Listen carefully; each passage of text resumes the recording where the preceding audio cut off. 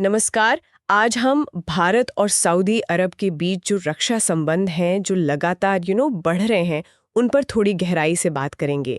अभी बिल्कुल ताज़ा खबर है, 28 अगस्त 2025 को नई दिल्ली में दोनों देशों की एक अहम बैठक हुई है, जॉइंट डिफेंस कमेटी जेडीसी की 7वीं बैठक। जी बिल्कुल। और ये बैठक समझिए उसी सिलसिले की एक और कड़ी है जो हम पिछले कुछ सालों से देख रहे हैं।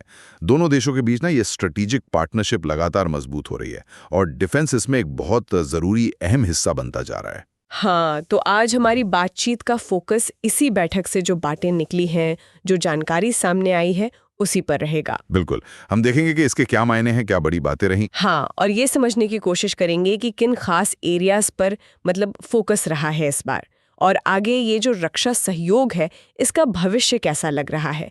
क्योंकि ये सिर्फ हथियार खरीदने बेचने की बात नहीं है, अब उससे कहीं ज्यादा गहरी साझेदारी लग रही है ये। सही कहा आपने। तो चलिए शुरू करते हैं और देखते हैं कि इस 70 जेडीसी बैठक में क्या खास रहा। देखिए, सबसे पहले तो जो बेसिक फैक्ट्स हैं उन पर एक नज़र डाल लेते हैं। जैसा आपने बताया, ये भारत सऊदी अरब जॉइंट डिफेंस कमेटी यानी जेडीसी की 7वीं बैठक थी और ये हुई 28 अगस्त 2025 को नई दिल्ली में। और भारत की तरफ से इसे को चेयर किया रक्षा मंत्रालय के जॉइंट सेक्रेटरी श्री अमिताभ प्रसाद ने। हाँ, अच्छा, सऊदी साइड से कौन थे? सऊदी अरब की तरफ से जो डेलीगेशन था उसे लीड कर रहे थे स्टाफ मेजर जनरल साद मोहम्मद एच अल कतहीरी। और देखिए, ये जो लेवल है ना को चेयरशिप का, एक तरफ जॉइंट सेक्रेटरी, दूसरी तरफ मेजर जनरल, ये अपने आप में दिखाता है कि दोनों साइड्स इस मैकेनिज्म को लेकर कितने सीरियस हैं। हाँ, ये बात तो है। ये कोई रूटीन मीटिंग जैसी नहीं लगती। बिल्कुल नहीं। अच्छा, अब आते हैं कि बैठक में हुआ क्या, नतीजे क्या रहे। जो पहली और शायद सबसे अहम बात लग रही है वो ये कि दोनों पक्षों ने फिर से कहा है कि वो रक्षा सहयोग को और मजबूत करेंगे। ये सिर्फ कहने की बात है या इसमें कुछ वजन है? नहीं, इसमें वजन है। देखिए, आज का जो माहौल है, दुनिया में चीजें तेजी से बदल रही हैं। ऐसे में इस तरह की कमिटमेंट दोहराना अपने आप में महत्वपूर्ण है। लेकिन इससे भी ज्यादा जरूरी बात यह है कि इस बैठक में पिछली जो जेडीसी बैठक हुई थी, छठी वाली, हाँ, उसमें जो फैसले लिए गए थे उन पर कितना काम हुआ, उसकी समीक्षा हुई और उस पर संतोष जताया गया। अच्छा, तो प्रोग्रेस हुई है पिछले फैसलों पर। जी हाँ, ये चीज दिखाती है कि बातें सिर्फ कागजों पर नहीं हो रही, बल्कि जमीन पर कुछ एक्शन भी हो रहा है। ये किसी भी पार्टनरशिप के मैच्योर होने की निशानी है कि आप फॉलो अप कर रहे हैं, देख रहे हैं कि काम हो भी रहा है या नहीं। सही बात है। तो ये जानना दिलचस्प है कि इस बार 7वीं बैठक में किन नए एरियाज पर या किन पुराने एरियाज पर फोकस ज्यादा रहा। सुनने में आया है कि कई चीजों पर बात हुई। हाँ, बातचीत का दायरा काफी बड़ा था और इसमें आजकल की जो डिफेंस पार्टनरशिप्स होती हैं उसके कई जरूरी पहलू शामिल थे। मोटे तौर पर कहें तो 4 एरियाज पर जोर रहा। एक तो ट्रेनिंग कॉपरेशन, दूसरा इंडस्ट्रियल पार्टनरशिप, तीसरा मैरिटाइम यानी समुद्री सहयोग, और चौथा जॉइंट मिलिट्री एक्सरसाइज यानी साझा सैन्य अभ्यास। ट्रेनिंग से शुरू करते हैं। यहाँ एक इंटरेस्टिंग बात पता चली है कि भारत ने सऊदी आर्म्ड फोर्सेस को ट्रेनिंग देने की पेशकश की है। ये क्या सामान्य मिलिट्री ट्रेनिंग है या कुछ अलग? हाँ, ये पेशकश काफी स्पेसिफिक और क्या कहते हैं फ्यूचर ओरिएंटेड लगती है। जो जानकारी है उसके मुताबिक बात सिर्फ पारंपरिक लड़ाई के तरीकों तक सीमित नहीं थी। जोर उन एरियाज पर था जो आज और कल की सिक्योरिटी के लिए बहुत अहम है। जैसे साइबर सिक्योरिटी, इंफॉर्मेशन टेक्नोलॉजी यानी आईटी, डिजास्टर मैनेजमेंट और यहां तक कि स्ट्रैटेजिक कम्युनिकेशन में भी सहयोग के मौके देखे गए। साइबर सिक्योरिटी और आईटी, अरे वाह, ये तो बहुत ही मॉडर्न और जरूरी चीजें हैं आजकल किसी भी देश के लिए। बिल्कुल। तो क्या भारत अपनी एक्सपर्टीज इन एरियाज में सऊदी अरब के साथ शेयर करने को तैयार है? इसका ये मतलब निकाले? जी हाँ, बिल्कुल यही मतलब है। ये सिर्फ ट्रेनिंग देना नहीं है, बल्कि ये समझिए कि भविष्य के जो वॉरफेयर के तरीके हैं, जो सिक्योरिटी चैलेंजेस हैं, उनके लिए एक कॉमन अंडरस्टैंडिंग बनाना और शायद एक साझा रिस्पॉन्स मैकेनिज्म बनाने की तरफ भी एक कदम हो सकता है। साइबर स्पेस तो ऐसा डोमेन है जहां खतरे लगातार बदल रहे हैं और वहां सहयोग बहुत जरूरी है। सही कहा। इसी तरह डिजास्टर मैनेजमेंट में सहयोग का एक मानवीय पहलू भी है और रीजनल स्टेबिलिटी के लिए भी ये जरूरी है। दोनों देश एक ही बड़े रीजन में हैं, इंडियन ओशन रीजन और वेस्ट एशिया। और स्ट्रेटेजिक कम्युनिकेशन, वो सेनाओं के बीच बेहतर तालमेल के लिए बहुत जरूरी है, ताकि वो एक दूसरे को समझ सकें, बेहतर कोऑर्डिनेट कर सकें। यानी ये सहयोग सिर्फ टेक्निकल स्किल पर नहीं बल्कि स्ट्रेटेजिक लेवल पर भी जा रहा है। अच्छा, अब बात करते हैं इंडस्ट्रियल पार्टनरशिप की। बताया गया कि भारत ने अपनी डिफेंस मैन्युफैक्चरिंग कैपेबिलिटीज का प्रदर्शन किया। हाँ, और ये भारत की जो आत्मनिर्भर भारत पहल है उससे पूरी तरह जुड़ा हुआ है। भारत अब न सिर्फ अपनी ज़रूरतों के लिए डिफेंस प्रोडक्शन बढ़ा रहा है बल्कि वो एक भरोसेमंद डिफेंस एक्सपोर्टर के तौर पर भी उभरना चाहता है। तो इस बैठक में जो आधुनिक मेड इन इंडिया उपकरण दिखाए गए वो इसी स्ट्रैटेजी का हिस्सा था। लेकिन बात सिर्फ दिखाने तक नहीं रुकी, शायद जॉइंट प्रोडक्शन और पार्टनरशिप के मौके भी ऑफर किए गए। ये तो पारंपरिक खरीदार विक्रेता वाले रिश्ते से बहुत आगे की बात लगती है। निश्चित रूप से। और यहीं पर ये पार्टनरशिप और भी दिलचस्प हो जाती है। भारत सिर्फ अपने हथियार बेचने की बात नहीं कर रहा, बल्कि सऊदी अरब के साथ मिलकर जॉइंट प्रोडक्शन, शायद आगे चलकर जॉइंट डेवलपमेंट, इसके अवसर तलाश रहा है। ये गहरी स्ट्रैटेजिक पार्टनरशिप का साफ संकेत है। लेकिन इसमें प्रैक्टिकल दिक्कतें भी तो आ सकती हैं, जैसे टेक्नोलॉजी ट्रांसफर को लेकर या इंटेलेक्चुअल प्रॉपर्टी राइट्स या फिर प्रोडक्शन के स्टैंडर्ड्स अलग-अलग हों तो। बिल्कुल सही पॉइंट उठाया आपने। चुनौतियां तो होंगी ही। टेक्नोलॉजी ट्रांसफर हमेशा सेंसिटिव होता है। आईपीआर का मुद्दा अहम है। स्टैंडर्ड्स को एक जैसा करना भी जरूरी होगा।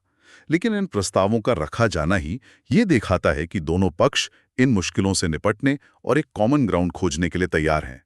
देखिए, सऊदी अरब भी अपने विजन 2030 के तहत अपनी इकोनॉमी को डाइवर्सिफाई करना चाहता है और अपना लोकल डिफेंस इंडस्ट्री बेस बनाना चाहता है। हाँ, सुना है इसके बारे में।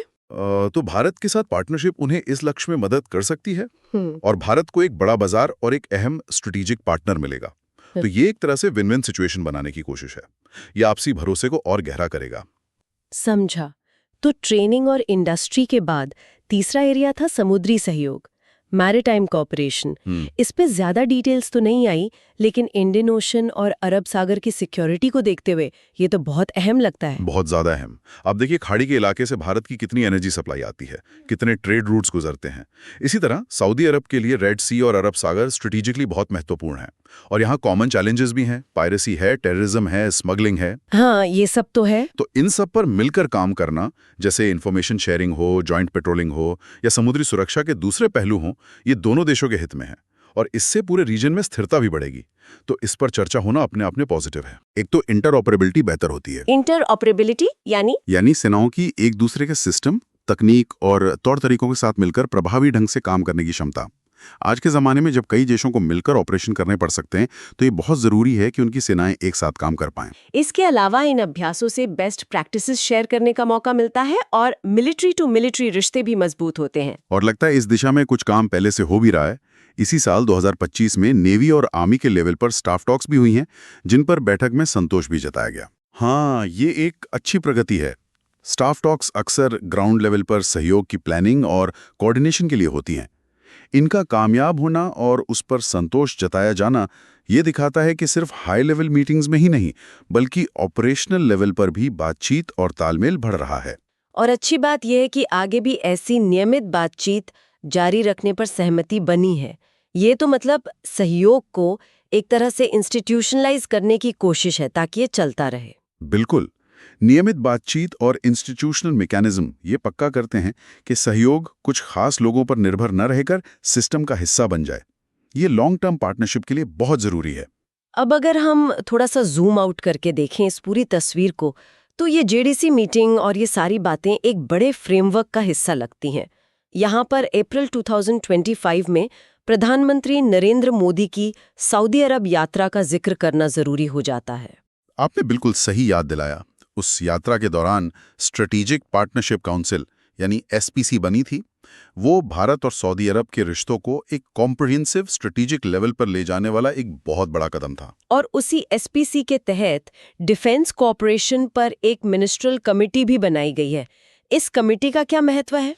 इसका बहुत गहरा महत्व है। देखिए, जेडीसीडीसी जैसी बैठकें तो पहले भी होती रही हैं, लेकिन डिफेंस कोऑपरेशन के लिए एक डेडिकेटेड मिनिस्ट्रियल कमेटी का बनना, वो भी एसपीसी के तहत, ये दिखाता है कि डिफेंस पार्टनरशिप अब दोनों देशों के टॉप पॉलिटिकल लीडरशिप की सीधी निगरानी और प्रायोरिटी में है। अच्छा, ये अब सिर्फ मिलिट्री या ब्यूरोक्रेटिक लेवल का मामला नहीं रहा, बल्कि हाईएस्ट स्ट्रेटेजिक एजेंडा का हिस्सा बन गया है। तो इसका मतलब ये हुआ कि भारत सऊदी रक्षा संबंध अब सिर्फ लेन देन या छोटे-मोटे सहयोग तक सीमित नहीं है, बल्कि एक पूरी ऊपर से नीचे तक जुड़ी हुई स्ट्रेटेजिक पार्टनरशिप का रूप ले रहे हैं। तो वस्तुतः यही इसका सार है। अब देखिए, ये पार्टनरशिप अब कितनी मल्टी डायमेंशनल हो गई है। इसमें ट्रेनिंग है और वो भी फ्यूचर टेक्नोलॉजी पर फोकस के साथ।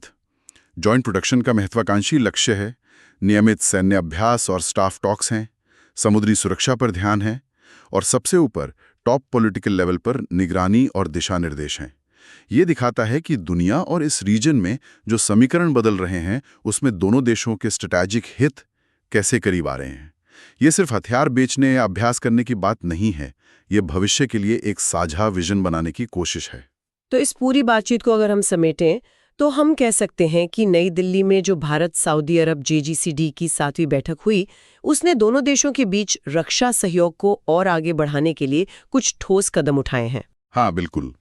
इसमें भविष्य के लिहाज से अहम क्षेत्रों, जैसे आपने कहा साइबर सिक्योरिटी और IT, उसमें ट्रेनिंग सहयोग पर सहमति बनी। साथ ही मेड इन इंडिया को बढ़ावा देते हुए डिफेंस इंडस्ट्री में जॉइंट प्रोडक्शन और पार्टनरशिप जैसे महत्वाकांक्षी लक्ष्य भी रखे गए। इसके अलावा समुद्री सहयोग और जॉइंट मिलिट्री एक्सरसाइज के साथ-साथ जो रेगुलर स्टाफ टॉक्स हैं, उन्हें जारी रखने पर भी जोर दिया गया ताकि जमीनी स्तर पर भी तालमेल बना रहे। और ये सब कुछ उस बड़े फ्रेमवर्क के तहत हो रहा है, वो जो स्ट्रैटेजिक पार्टनरशिप काउंसिल है, जो अप्रैल 2025 में बनी थी और जिसके तहत एक मिनिस्ट्रियल कमेटी भी है। ये पूरी प्रक्रिया को एक हाई स्ट्रैटेजिक इंपॉर्टेंस देता है। तो कुल मिलाकर देखें तो ये बैठक भारत और सऊदी अरब के बीच जो रिश्ते गहरे हो रहे हैं, उसका एक साफ सबूत है और उसमें रक्षा सहयोग एक बहुत अहम रोल निभा रहा है। ये सिर्फ एक फॉर्मल मीटिंग से कहीं ज्यादा थी। होगा कि ये जो सहमतियां बनी हैं, ये कितनी तेजी से और कितने प्रभावी ढंग से जमीन पर उतरती हैं। इस बातचीत से ये तो साफ है कि दोनों देश इस रिश्ते को बहुत गंभीरता से ले रहे हैं। जाते जाते एक विचार मन में आ रहा है। बैठक में जॉइंट प्रोडक्शन और इंडस्ट्रियल पार्टनरशिप पर काफी जोर दिया गया। ये सोचना दिलचस्प होगा कि भारत और सऊदी अरब मिलकर किस तरह के खास डिफेंस इक्विपमेंट या सिस्टम बना सकते हैं। क्या वो अगली पीढ़ी के ड्रोन्स होंगे या एडवांस्ड साइबर सिक्योरिटी टूल्स या कोई और खास मिलिट्री टेक्नोलॉजी। और इस तरह के सहयोग का अगर ये कामयाब होता है तो इस रीजन के पावर बैलेंस पर और दोनों देशों की आत्मनिर्भर बनने की कोशिशों पर क्या असर पड़ेगा। ये एक ऐसा सवाल है जिस पर आने वाले सालों में नजर रखना जरूरी होगा।